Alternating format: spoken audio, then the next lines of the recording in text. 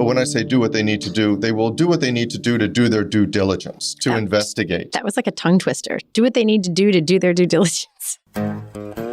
Business is messy and unpredictable. Sometimes lonely. So lonely. So lonely. And inspiration can often come from really weird places. We pick up where the bullet point blogs and the highlight reels leave off. We start with the stories. Welcome back to So Here's My Story. I'm Jody. I'm Elliot. And in today's story, you have to stick around to the end because I really feel like the last 5 minutes, if you're someone who trails Jody off, hit her stride in the last 5 minutes. We really got it together. No, I really love that last point that we kind of stumbled on. I think it's super important. I almost want to do a whole episode on that. Anyway, before we jump into the story, I want to say welcome to our two newest Facebook group members, Alice Campbell, who I always sort of a lot of times peek through to people's Facebook profiles just to get a sense of where they're from. And apparently Alice and I share an interest in cloud pictures. So I feel you, Alice. And I just want to say that I really regret not talking to you before this introduction because of the two, I could have gotten to welcome Alice Campbell. Yeah. So I'm just going to, as I do sometimes, pre-apologize to, I think it's Elizabeta, maybe. She's from Slovenia, which you are our first person from Slovenia in the group. And the first. I noticed you didn't. Oh, I'm not even going to try and say your last name. I won't because I will botch it. Okay, absolutely. So she knows who she is. Yes, she does. I'm sure she does. We welcome both of you to the Facebook group. And if you haven't already jumped in there, if it is still in February when you're listening to this, you can type the word story to 345-345 after February. If you listen to our last episode, you will know that doesn't work anymore. And we are working on getting a new number. So we will let you know as soon as that happens. Okay. All righty. Here we go. So here's my story. I went to a college visit yesterday with Nikki and my son Alex. And college visits to me are fascinating because you get a chance to see what the universities or what the colleges decide to highlight for their audience. Because this is a huge purchase. Right. For most people. I would say that it's second only to their house, but in many cases, it tops the house. So they really are looking at people who are interested prospects, meaning interested enough to take their time and their family's time and go visit. Mm-hmm. And they're trying to convince them that this investment, which everybody acknowledges is very large, is worthwhile and is life-changing. And they're speaking to two specific audiences, which, while physically in proximity, are not necessarily sharing the same viewpoint. Exactly. Right? So you're speaking to I'll call them kids, the prospective freshmen, and they have a whole set of wants and desires and fears. Mm-hmm. And then their parents or support system or somebody is sitting with them who is presumably going to bear a significant portion of the consequences of this decision. Mm-hmm. All right. Well, yeah, they both have consequences, but they're different kinds of consequences. Yeah, so, and they both have different wants and desires and fears. So it's interesting to me because for the most part, and I've been to a number of college visits between my oldest and now my youngest, most of the universities have decided to speak to the kids. Mm-hmm. With the theory being that if your child is really excited and looks at you and says, this is the one, this is where I want to go, that the parents will then do what they need to do. Either they might say yes, they might say no, but when I say do what they need to do, they will do what they need to do their due diligence, to investigate. That was like a tongue twister. Do what they need to do their due diligence. Yes, and both of us did that well, unlike statistically. Oh, don't ask me to say statistically speaking. So in this particular visit, though, they spent half of the presentation on FAFSA and financial aid and tuition and in-state tuition and out-of-state tuition and tuition that's various majors and meal plan and all this stuff. Meaning So they have you there with this opportunity to wow you and romance you and seduce you and have you leaving starry eyes and magically we'll do whatever it takes. And instead they're let's talk money. Let's talk money. And so the kids looking around, they're kind of counting ceiling tiles at this point. And then they have a slideshow of certain things. But the slideshow, when they talk about I don't know, Greek life or the number of clubs or even the academics, the slideshows really show, pretty high quality photos, but just of smiling students of various ethnic backgrounds. It doesn't really get you excited about it. It just says that, oh, well, this is a pleasant image. And so what I started thinking about, of course, was onboarding and what decisions go into determining who your audience is that has the most impact on whether a favorable decision is made, and how and what reaction you want from that audience in terms of playing, this sounds cynically phrased, but playing to their fears, addressing their fears, and eliciting the emotional response you want long after your presentation has finished. Yeah, and it's funny that you said onboarding, because I was actually thinking of it in terms of sales mostly, but some other things as well. I do think it's so interesting because when it comes to fears, if you are someone who is sitting there and everything that seems magical or fantastic about this place is just making a pit in your stomach because you're how in the world am I going to pay for this? And that's the only, if you're so distracted by that, like there is a place to say like, hey, we just want to tell you what it's like here. We're going to work with you to work out the money stuff. And if you're interested, there's a workshop at 2 on FAFSA and blah, blah, blah. We don't want that to be the thing that makes this decision for you. Speaking to that fear and saying like, hey, we're going to address that. We don't want you focused on that right now. We'll get to that. So addressing fears, like, and allowing you to put it on a shelf. Yeah, and saying so like, it's addressed, but yeah, that will be taken care of at somewhere. I can just at some point I can just deal with this. It's so interesting. There are like 12 things there that I'm super interested in. Surprise, surprise, surprise.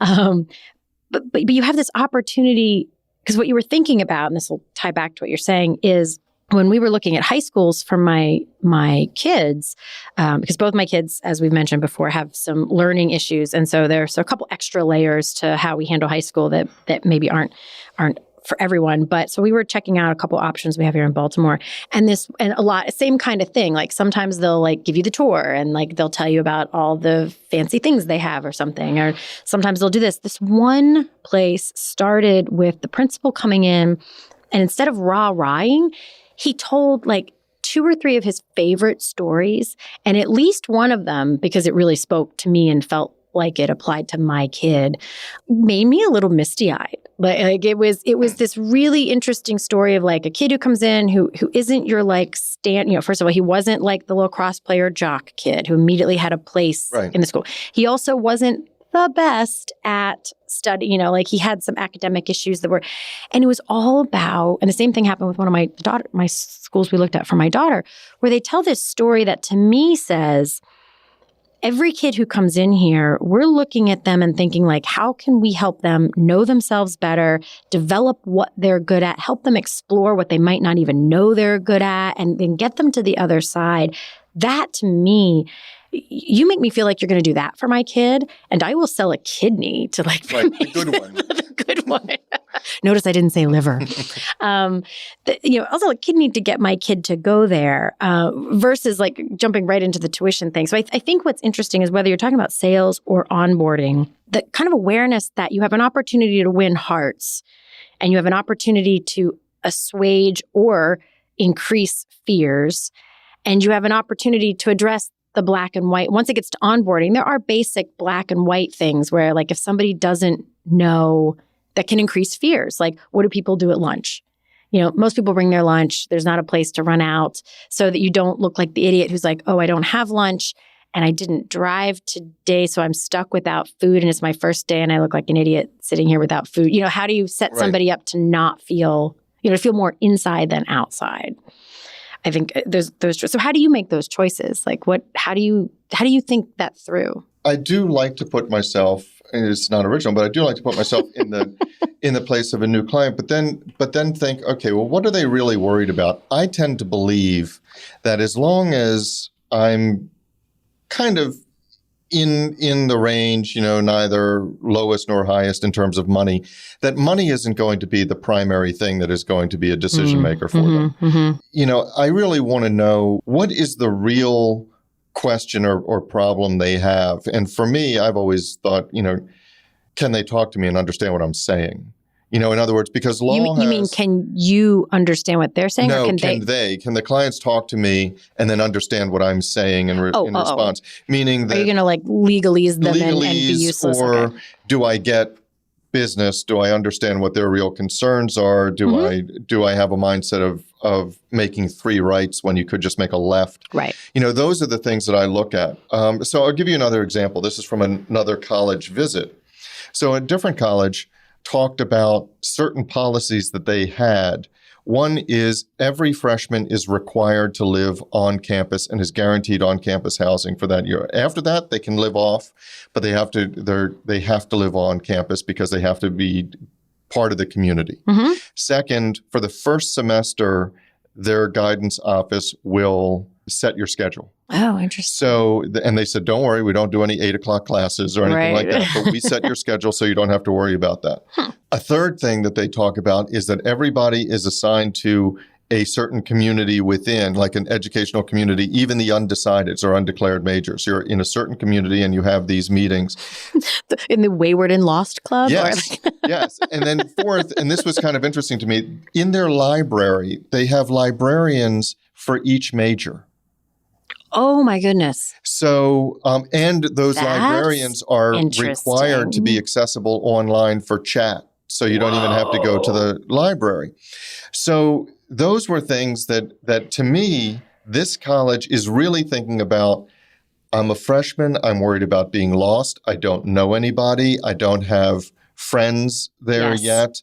I don't know that I want to be a whatever marine biologist or cardiothoracic surgeon. I just don't know what I'm supposed to do.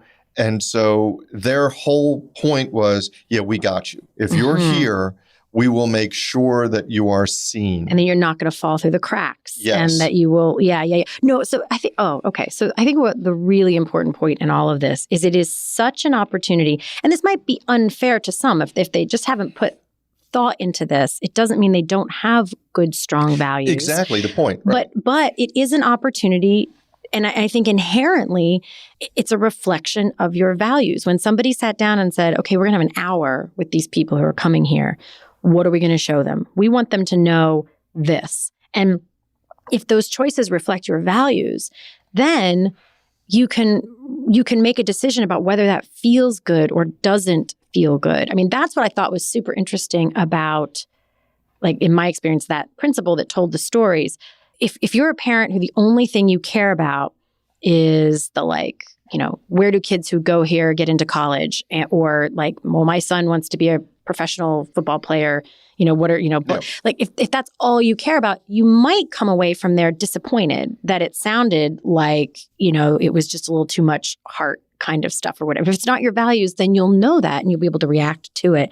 But I think the real sad thing is, because that doesn't mean that the school that just talked about tuition doesn't have values that would have made you just like starry-eyed and really in love with the school. It's that they missed the opportunity to demonstrate that, possibly out of, misguided perceptions that people just care about, people are so worried about money. We have to show them how to deal with the money. Maybe that's what people worry about, but it feels like it misses the mark and it misses an opportunity to connect with people. Yeah, I mean, I think about it as if for any onboarding or for any initial meeting, if you say the words to your prospect or whoever you're meeting with, if you walk away from this meeting remembering nothing else, remember this. And so what would that be? And so from the second college, I remembered, we got you. Here's how. The sense of community, this is it. Nobody slips through the cracks. This is what it means. Now, for another place, it might be that we are really good at X, Y, and Z. For the first place, what I came away with was, hey, we can give you a lot of help with tuition and FAFSA and loans and grants. And that's great. But so is Google. It doesn't speak to, so does Google, so does their website. And it doesn't speak to my son, when I say, hey, what'd you think? He's like, I don't know. Whatever. No, that's it. I don't know. So whether we're thinking about this in terms of big buying decisions or the onboarding opportunity to really bring someone in, because I bet you would see some of those same you would have a similar kind of experience when it comes to college orientation, like freshman orientation. How do they choose to wrap people in? So that maps even more to the onboarding side of it. Those, I think, missing the part that both of those experiences, big buying decisions are inherently an emotional decision. Yes. I don't even have to go into the nerdery of the research on that, you decide, humans decide emotionally, and then your rational brain seeks to back up that decision with facts that make you feel good about your emotional decision. And I think I love this phrase, like, as a grounding, like if you have an opportunity for sales, or if you have an opportunity when you're bringing somebody on board, that phrase you said, like, if you remember nothing else, remember this. And in that case, it's like, we got you. So with onboarding, I know there's a lot of basic stuff to show people, but it is that, like, if you remember nothing else, what is it that you want them to feel that day? Like, what is I mean, you want them to feel like they made the right decision in coming to work there. Yes. So plopping them at a desk and being like, sorry, today we're really, really busy. Just, like, play on your phone all day and we'll get your computer set up tomorrow. Just not exactly say, I am at a place where I'm going to be. So you compare. By the way, I have done that. I just have to, like, admit right now, I had to do that one time, and it was super unfortunate, and I still regret it to this day. But it was a really hard week, and I was like, we'll get to you tomorrow. but if you compare that to what it could be, even the onboarding guides, if you see the onboarding information and it tells you, where the bathroom is and whether there's a key required and whether there's a code for the photocopier or, just the things. And if you're not sure where to go to this person, he's your direct report or she's your direct supervisor or something like that. Just the key questions that somebody would ask sitting at their desk, as opposed to, do we get off Arbor Day and do we say that we're... Well, I would add to that, though, because they were not a client of mine, but I was in a space of a team and they were talking about onboarding, and they were super proud of the fact that they have automated and standardized the onboarding process, and they had it all, so that everybody gets the same experience. But it was this whole process of watching videos for, like, your most of the first day. It was really the whole first morning, and then sometimes a little bit after that, depending on which department you were in or whatever. I bet they put a lot of money in those videos. They did, and they were really well done. They were super useful, and they really did give you a thorough understanding. But again, it's not that there's a difference between being wrong and missing an opportunity. And what an opportunity to have them connect with somebody, maybe watch a couple videos and then have a coffee with someone, or, at the very least, go to lunch with someone who's in their department so that they feel connected and like they have somebody to, some sort of personal connection or something that actually makes you feel a thing. That's it. There's a difference between knowledge and having the experience you want someone to have that makes them feel a part of something. And knowledge is useful and it's important, but you have really missed a vast opportunity if you skip the other stuff. So when you were talking about looking at high schools for your kids, and one of the things that you said was that the principal or headmaster or whatever came in with a story that made you tear up. It's really the connection. It's really the stories, So I don't know too many onboarding procedures or even sales pitches that start not just on the benefits and the intellectual side, but here's a story about what we did, and this is why I love it here, and this is what happened, and this is why I left my last job because I just hated, that we didn't do this, and you don't even have to name it or cast aspersions, but still, it's the stories, even an initial customer or client consultation saying, this one really spoke to me. Let me just, and you can keep the names out of it, but this is why I come to work every day and what I hope happens every day when I get here. And so few do that. It's just policies, procedures. It's the moral equivalent of a FAFSA form.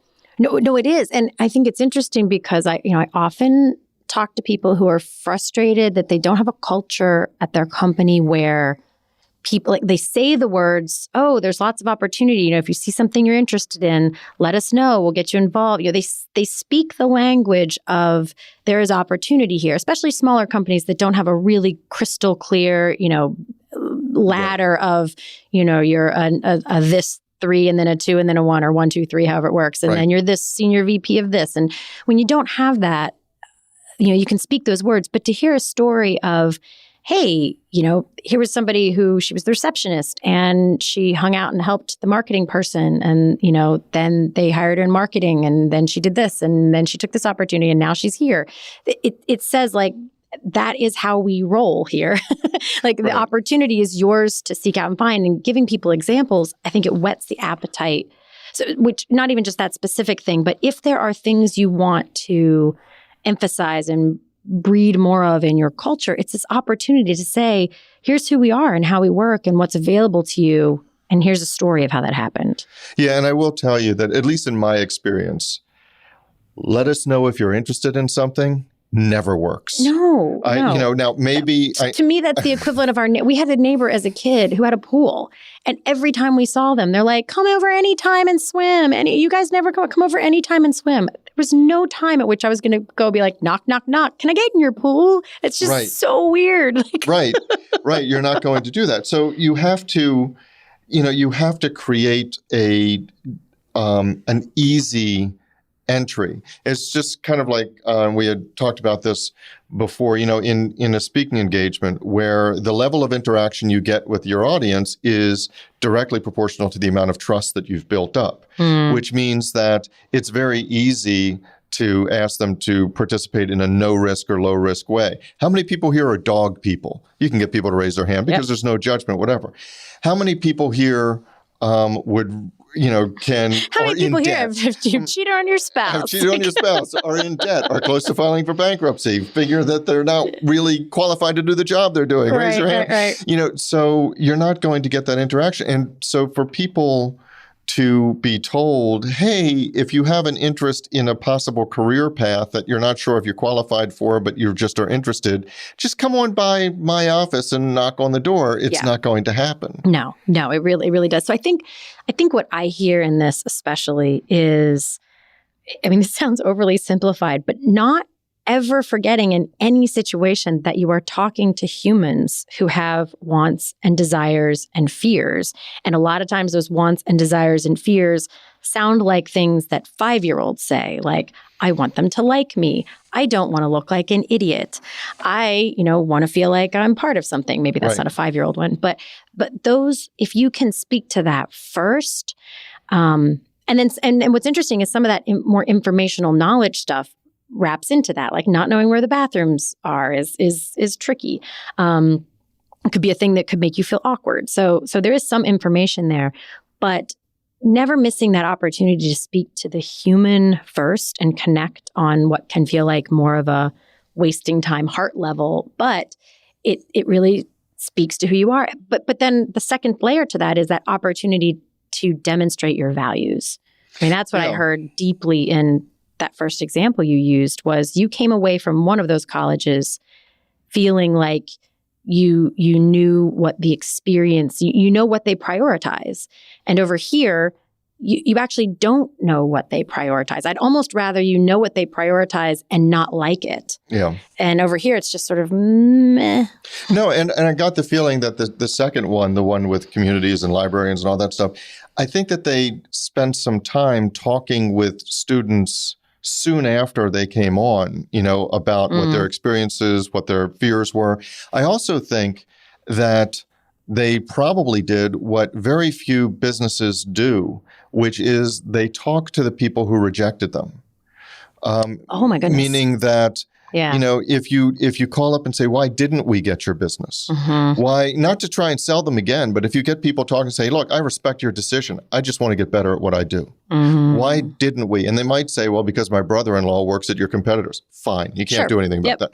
But it might be because, well, these guys said we do X. And you think, well, we do X. We just didn't say it or didn't emphasize it. And so I think that second college really talked to people about what their experience was, and then they listened and they decided this is what we're going to act on, and they have an interest in acting on it, and they built a program around it. Well, I think it also is filtering out not just what people care about, but also what makes them unique. Like what is, they want you to come away from a college visit not just knowing we meet the basic criteria to keep, to educate your kid and, hopefully they won't die along the way, kind of like basic stuff.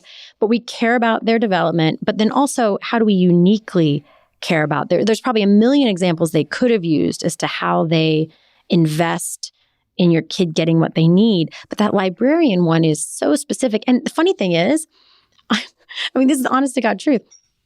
I'm not even sure that I actually value or care about there being a librarian in my field. No, but that's exactly right. But you're like, I'm not even sure I would ever use the librarian in my field. Say, but though? for some reason, I'm like, ooh. Right. Because it's not that you would use it or that your kid walks away going, I'm going to spend me a lot more time in that library. Right. But Thank God they have a librarian for my field. If you thought of that. Yes. It says to me that you are thinking about, it's a perfect example because I'm like, do I even care about that? I don't think I do. But something about people who think about that are thinking about, I don't have to worry about what they're thinking about because if they've thought down to that level, they're thinking of everything. So that's our story. But the discussion doesn't have to end here. No, it does not. In fact, we don't want it to. No, we don't. That is why we actually have our private Facebook group. Which we started to make sure that we could get your comments, your rants, your thoughts. Your stories. Your stories. You can find links to that group as well as show notes and links to subscribe via email and how to find us just about anywhere you can possibly find podcasts at sohere'smystory.com. And you can also find us on Facebook and Twitter at SHMS Podcast. And since we know it takes a village. Yes, it does. We'd like to thank our village, our super talented, incredibly patient team. And occasionally snarky team. Yeah, but in the best of ways. In the best Lovingly of ways. Snarky. Yes. Good mockery. So a huge shout out to the people who actually help us produce our show. First, our sound engineer, Tom Hansen. Thanks to Christy Schmier for our brilliant show notes and all the other fantastic writing she does for us. And to Taylor Mathauer for doing just a little bit of everything. Including wrangling us. Which is no small feat. No, it's not. This is Jody Hume. And I'm Elliot Wagenheim. And you've been listening to So Here's My Story.